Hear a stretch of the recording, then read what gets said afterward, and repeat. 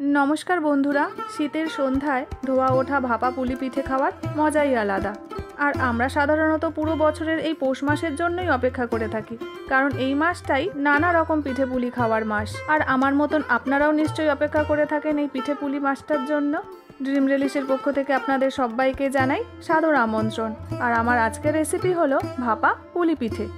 ভাপা পুলি পিঠের জন্য প্রথমে নারকেলের পুরটা বানিয়ে নেব। সেই জন্য এখানে 500 গ্রাম গুড় নিয়ে নিয়েছি, তবে এই পুরো গুড়টা আমার লাগবে না, সেই জন্য এই গুড়টা আমি ভেঙে নেব। এই যে এই অর্ধেক গুড়টা হলেই আমার পুরটা বানানো হয়ে যাবে। আর এদিকে আমি 3টে নারকেল কুড়ে নিয়েছি। নারকেলের পুরটা বানানোর জন্য যে গুড়টা আমি ভেঙে রেখেছিলাম সেই গুড়টা এখন কড়াইয়ের মধ্যে দিয়ে দিচ্ছি। আর 3 থেকে 4 মিনিটের মধ্যেই দেখবেন গুড়টা এইভাবে গলে যাবে। আর গুড়টা যখন গলে যাবে তখন কোড়ানো নারকেলটা এই গুড়ের মধ্যে দিয়ে দেব।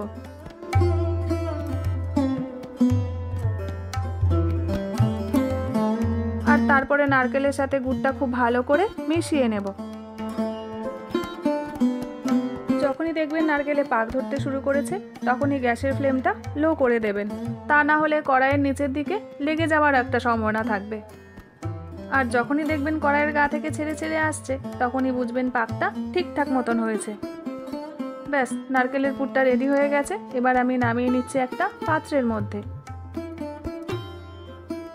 এদিকে আমি 500 গ্রাম চালের গুঁড়ো নিয়েছি। এবারে এই চালের গুঁড়োর মধ্যে সামান্য একটু লবণ দিয়ে চালের গুঁড়োর সাথে খুব ভালো করে মিশিয়ে নেব। এদিকে একটা পাত্রের মধ্যে জল গরম হতে দিয়েছি। আর এভাবে যখন জলটা ফুটতে শুরু করবে তখন এই ফুটন্ত গরম জল দিয়ে কিন্তু আপনাদের চালের গুঁড়োটা মেখে নিতে হবে। আর চালের গুঁড়োটা মাখার সময় আপনাদের একটু সাবধানেই মাখতে হবে। চেষ্টা করবেন একটা হাতা বা স্প্যাচুলার সাহায্যে চালের গুঁড়োটা মেখে নেওয়ার।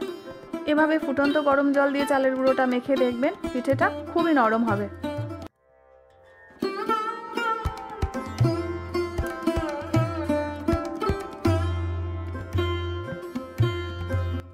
আর তারপরে মাখতে মাখতে যখন দেখবেন ঠান্ডা হয়ে এসেছে তখন এইভাবে হাত দিয়ে মেখে নেবেন।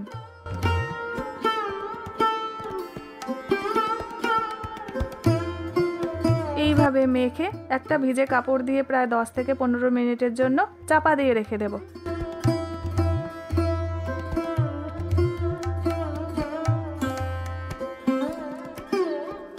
এবার ঢাকাটা খুলে অল্প করে একটু নিয়ে প্রথমে হাত দিয়ে একটা বাটির শেপ দিয়ে নেব।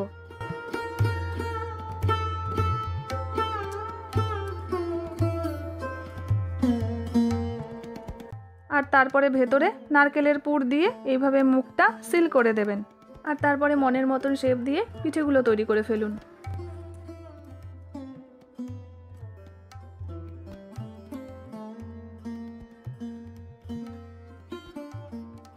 এইভাবে একটা একটা করে যখন সবকটা পিঠে তৈরি হয়ে যাবে তখন পিঠেগুলো ভাপিয়ে নেব।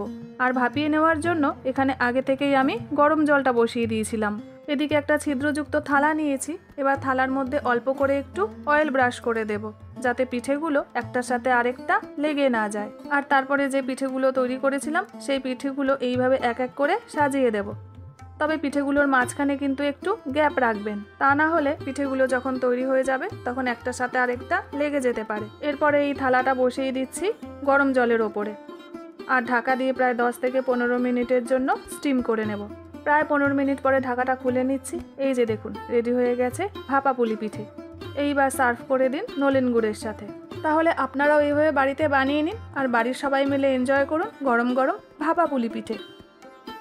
তাহলে এই পুলি পিঠের রেসিপিটা আপনাদের কেমন লাগলো কমেন্ট সেকশনে আমাকে জানাতে কিন্তু ভুলবেন না। আবার দেখা হচ্ছে আপনাদের সাথে একটা নতুন এপিসোডে নতুন একটা ভিডিও নিয়ে।